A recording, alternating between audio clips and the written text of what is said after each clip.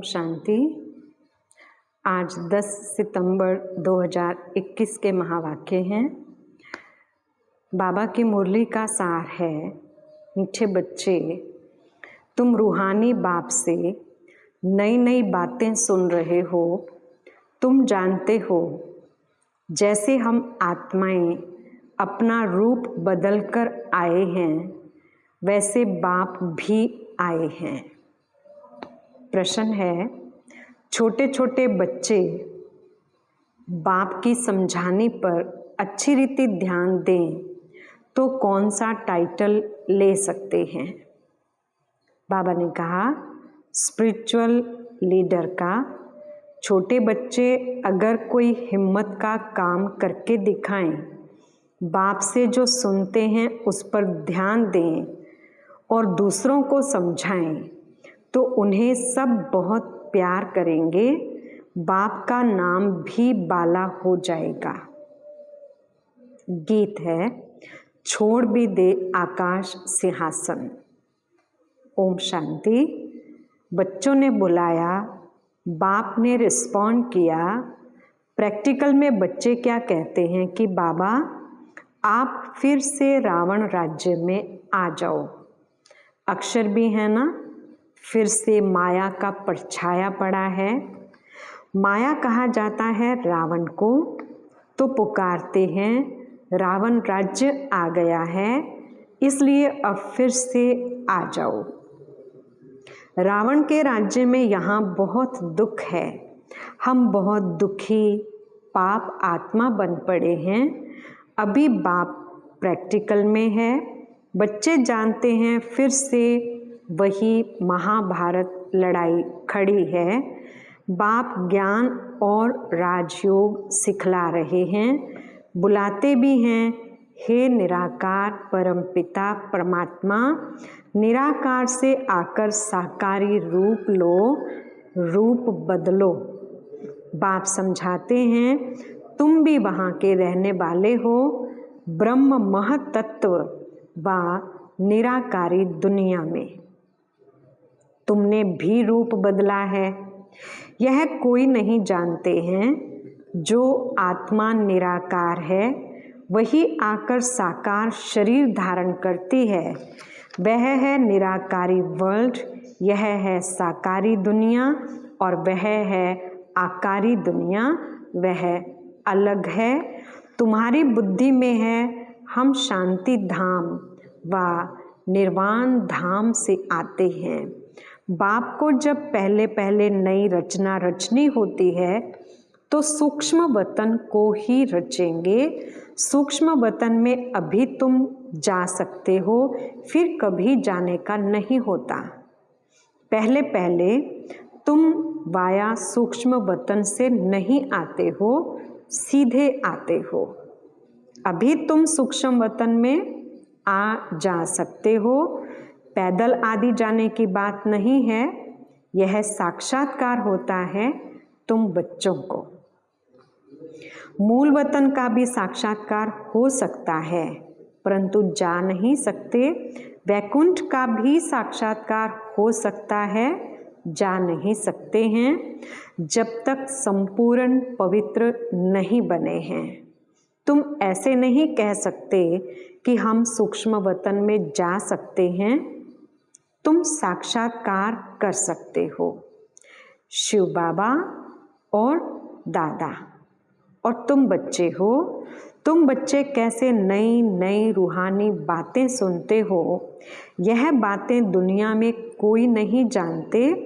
भल कहते हैं इन कॉर्पोरियल वर्ल्ड, परंतु यह पता नहीं है कि वह कैसी होती है।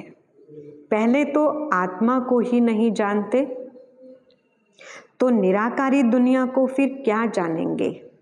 बाप पहले पहले आकर आत्मा का रियलाइजेशन कराते हैं, तुम आत्मा हो, फिर रूप बदला है, अर्थात निराकार से साकार में आए हो। अभी तुम समझते हो हमारी आत्मा 84 जन्म कैसे भोगती है। वह सारा पार्ट आत्मा में रिकॉर्ड है। पहले यह बातें सुनाते थे। बाप कहते हैं अभी तुमको बहुत गुह्य रमणीक बातें सुनाता हूँ, जो तुम आगे नहीं जानते थे वह अभी जानते हो। नई नई पॉइंट्स बुद्धि में आती जाती हैं, इसलिए दूसरों को भी झट समझा सकते हो। दिन प्रतिदिन यह ब्राह्मणों का झाड़ बढ़ता जाता है, यही फिर दैवी झाड़ बनना है। ब्राह्मण ही वृद्धि को पाएंगे। देखने में कैसे छोटे आते हैं, जैसे वर्ल्ड के नक्शे में इंडिया देखते हैं तो कितनी छोटी दिखाई पड़ती है, वास्तव में इंडिया है कितनी बड़ी। वैसे ही ज्ञान के लिए कहा जाता है मन मना भव, अर्थात अलफ को याद करो। बीज कितना छोटा होता है, झाड़ कितना बड़ा निकलता है, तो यह ब्राह्मण कुल भी छोटा है, वृद्धि को पाता जाता है। तुम्हारी बुद्धि में है कि हम इस समय ब्राह्मण हैं, फिर देवता बनेंगे। 84 जन्मों की सीढ़ी तो बहुत अच्छी है। बच्चे समझा सकते हैं, जो 84 जन्म लेते हैं वही आकर समझते हैं। फिर कोई 84 कोई 80 भी लेते होंगे, यह तो समझते हैं हम इस दैवी कुल के हैं, हम सूर्यवंशी घराने के बनेंगे। अगर ना पास होंगे तो फिर देरी से आएंगे, सभी इकट्ठे तो नहीं आएंगे। भल बहुत ज्ञान लेते रहते हैं, परंतु इकट्ठे तो नहीं आएंगे ना। जाएंगे इकट्ठे, आएंगे थोड़े थोड़े, यह तो समझ की बात है ना। सब कैसे इकट्ठे 84 जन्म लेंगे। बाप को बुलाते ही हैं, बाबा फिर से आकर गीता का ज्ञान सुनाओ। तो सिद्ध होता है जब महाभारत लड़ाई होती है उस समय ही आकर गीता का ज्ञान सुनाते हैं। उनको ही राजयोग कहा जाता है। अभी तुम राजयोग सीख रहे हो, कल्प कल्प 5000 वर्ष बाद बाबा आकर हमको यह ज्ञान देते हैं। सत्यनारायण की कथा सुनते हैं ना, यह कहाँ से आए फिर कहाँ गए जानते नहीं हैं। बाप समझाते हैं बच्चे, यह रावण की परछाया जो पड़ी है, अब ड्रामा अनुसार रावण राज्य खत्म होना है। सतयुग में है राम राज्य और इस समय है रावण राज्य। अभी तुम समझते हो हमारे में जो ज्ञान आया है वह इस दुनिया में किसको है नहीं। हमारी ये नई पढ़ाई है नई दुनिया के लिए। गीता में कृष्ण का नाम लिखा हुआ है, वह तो पुरानी बात हुई ना। तुम अभी नई बातें सुन रहे हो, कहेंगे ये तो कभी नहीं सुना। शिव भगवानुवाच, हम तो कृष्ण भगवानुवाच सुनते आए थे। तुम नई दुनिया के लिए एवरीथिंग न्यू सुनते हो। यह सब जानते हैं कि भारत प्राचीन है, परंतु कब था, इन लक्ष्मी नारायण का राज्य कैसे चला, इन्होंने कैसे राज्य पाया, फिर कहाँ चला गया, यह किसकी भी बुद्धि में नहीं आता है। क्या हुआ जो इन्हों का राज्य खत्म हो गया, किसने जीत पाई, कुछ भी समझते नहीं। वो लोग तो सतयुग को लाखों वर्ष दे देते हैं। ये तो हो नहीं सकता कि लक्ष्मी नारायण ने लाखों वर्ष राज्य किया होगा, फिर तो सूर्यवंशी राजाएं ढेर हों, किसका भी तो नाम है नहीं। 1250 वर्ष का किसको पता नहीं है। फिर लक्ष्मी नारायण का राज्य कहाँ तक चला ये भी किसको पता नहीं, तो फिर लाखों वर्ष का पता किसको कैसे पड़ सकता। किसकी भी बुद्धि काम नहीं करती। अभी तुम छोटे छोटे झट समझा सकते हो, यह है बहुत सहज। भारत की कहानी है, सारी स्टोरी है। सतयुग त्रेता में भी भारतवासी राजाएं थे, अलग अलग चित्र भी हैं। यहाँ तो हजारों वर्ष कह देते हैं, बाबा कहते हैं ये है ही 5000 वर्ष की कहानी। आज से 5000 वर्ष पहले लक्ष्मी नारायण का राज्य था, डिनाइस्टी थी, फिर पुनर्जन्म लेना पड़े। छोटी छोटी बच्चियां इतना थोड़ा भी बैठ समझाएं तो समझेंगे यह तो बहुत अच्छी नॉलेज पढ़ी हुई है। यह स्पिरिचुअल नॉलेज सिवाय स्पिरिचुअल फादर और कोई के पास है नहीं। तुम कहेंगे हमको भी स्पिरिचुअल फादर ने आकर बताया है। आत्मा शरीर द्वारा सुनती है, आत्मा ही कहेगी कि हम फलाने बनते हैं। सेल्फ को मनुष्य रियलाइज नहीं करते हैं, हमको बाप ने रियलाइज कराया है। हम आत्मा 84 जन्म पूरे लेते हैं। ऐसी ऐसी बातें बैठ समझाएं तो कहेंगे इनको तो बहुत अच्छी नॉलेज है। गॉड नॉलेज फुल है ना, गाते भी हैं God is knowledgeful, blissful, liberator, guide, परंतु कहाँ ले जाने वाला है यह कोई नहीं जानते हैं। यह बच्चे समझा सकते हैं।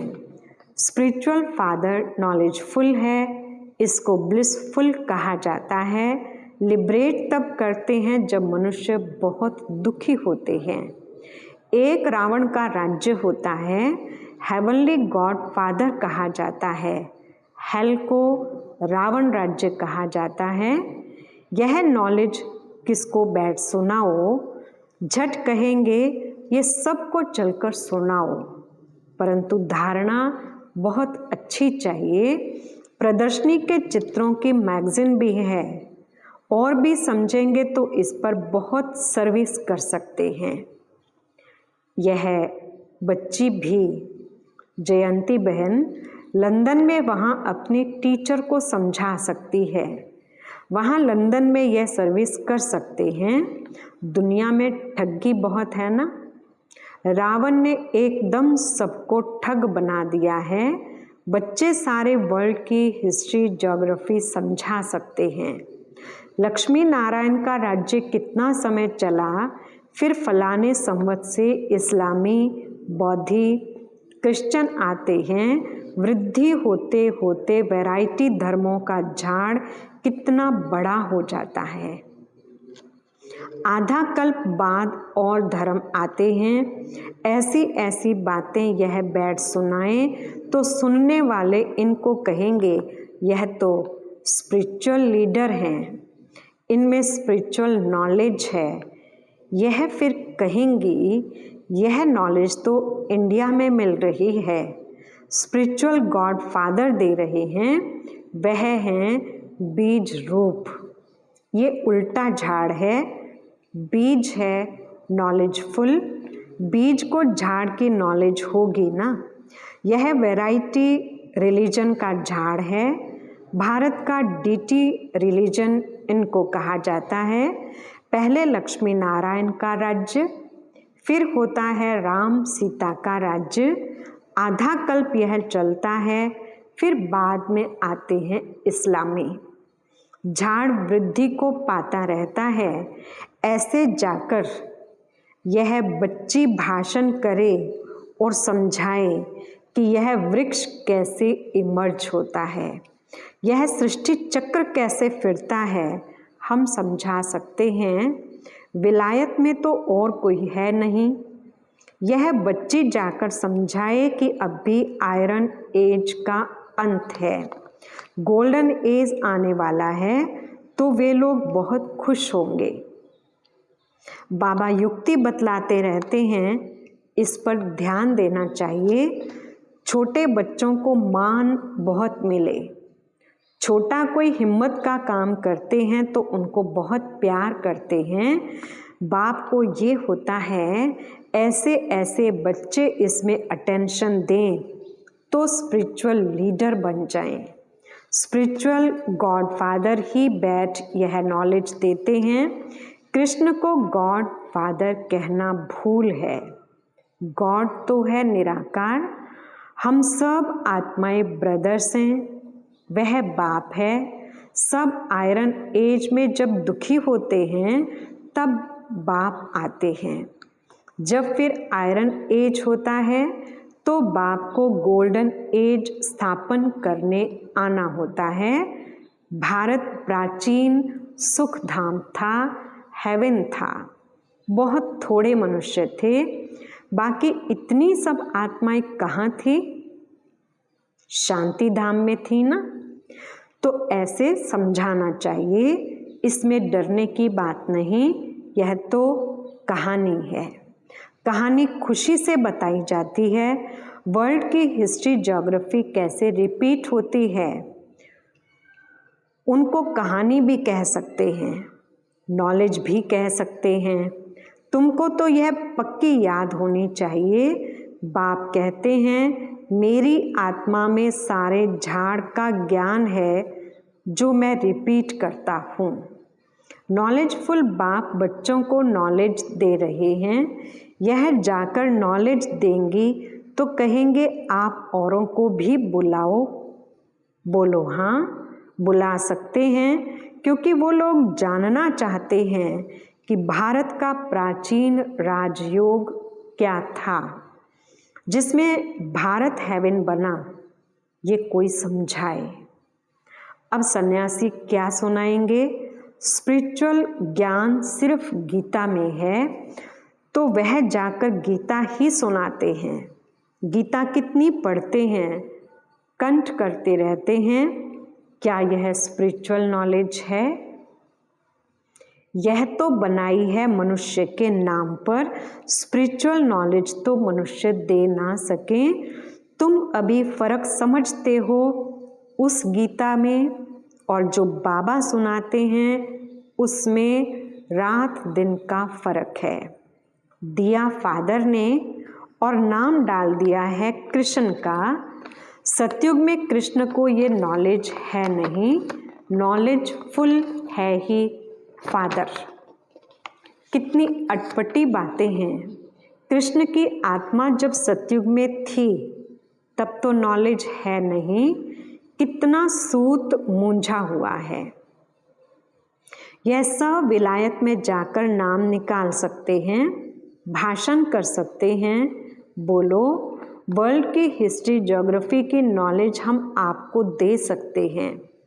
गॉड हेवन स्थापन कैसे करते हैं, वह हेवन से फिर हेल कैसे बनता है, सो हम आपको समझाते हैं। यह बैठ लिखें फिर देखें हम कोई पॉइंट भूले तो नहीं हैं, फिर याद करके लिखें। ऐसे प्रैक्टिस करने से बहुत अच्छा लिखेंगे, बहुत अच्छा समझाएंगे तो नाम बाला हो जाएगा। यहाँ से भी बाबा कोई को बाहर भेज सकते हैं। यह जाकर समझाएं तो भी बहुत अच्छा है। 7 दिन में भी बहुत होशियार हो सकते हैं। बुद्धि में धारण करना है बीज और झाड़, डिटेल समझानी है। चित्रों पर बहुत अच्छी रीति समझा सकते हैं। सर्विस का शौक होना चाहिए, बहुत ऊंच मर्तबा हो जाएगा। नॉलेज बड़ी सहज है। यह है पुरानी छीछी दुनिया। स्वर्ग के आगे यह पुरानी दुनिया जैसे गोबर मिसल है, इससे बांस आती है। वह है सोने की दुनिया, यह है गोबर की दुनिया। तुम बच्चे जानते हो अभी हम यह शरीर छोड़ जाकर प्रिंस प्रिंसेस बनेंगे। ऐसे स्कूल में पढ़ने जाएंगे, वहाँ ऐसे विमान होंगे, फुल प्रूफ होंगे। यह खुशी बच्चों को अंदर रहे तो कभी भी कोई बात में रोना नहीं आए। तुम समझते हो ना कि हम प्रिंस प्रिंसेस बनेंगे, तो तुमको क्यों नहीं अंदर में खुशी होनी चाहिए? भविष्य में ऐसे स्कूल में जाएंगे, यह करेंगे, बच्चों को पता नहीं क्यों भूल जाता है। बहुत नशा चढ़ना चाहिए। अच्छा, मीठे मीठे सिक्किलधे बच्चों प्रति माता पिता बाप दादा का याद प्यार और गुड मॉर्निंग। रूहानी बाप की रूहानी बच्चों को नमस्ते। हम रूहानी बच्चों की रूहानी बाप दादा को याद प्यार गुड मॉर्निंग और नमस्ते जी। धारणा के लिए पहला पॉइंट है, इस पुरानी छी गोबर मिसल दुनिया को बुद्धि से भूल सत्युगी दुनिया को याद कर अपार खुशी व नशे में रहना है, कभी भी रोना नहीं है। दूसरा पॉइंट, बाप जो गुह्य रमणीक बातें सुनाते हैं उन्हें धारण कर सबको समझाना है, स्पिरिचुअल लीडर का टाइटल लेना है। वरदान, कर्म करते हुए कर्म के बंधन से मुक्त रहने वाले सहज योगी स्वतः योगी भव। विस्तार, जो महावीर बच्चे हैं उन्हें साकारी दुनिया की कोई भी आकर्षण अपनी तरफ आकर्षित नहीं कर सकती। वे स्वयं को एक सेकंड में न्यारा और बाप का प्यारा बना सकते हैं। डायरेक्शन मिलते ही शरीर से परे अशरीरी आत्म अभिमानी बंधन मुक्त योग युक्त स्थिति का अनुभव करने वाले ही सहज योगी स्वतः योगी सदा योगी कर्म योगी और श्रेष्ठ योगी हैं। वह जब चाहें जितना समय चाहें अपने संकल्प श्वास को एक प्राणेश्वर बाप की याद में स्थित कर सकते हैं। स्लोगन, एक रस स्थिति के श्रेष्ठ आसन पर विराजमान रहना यही तपस्वी आत्मा की निशानी है। अच्छा, ओम शांति।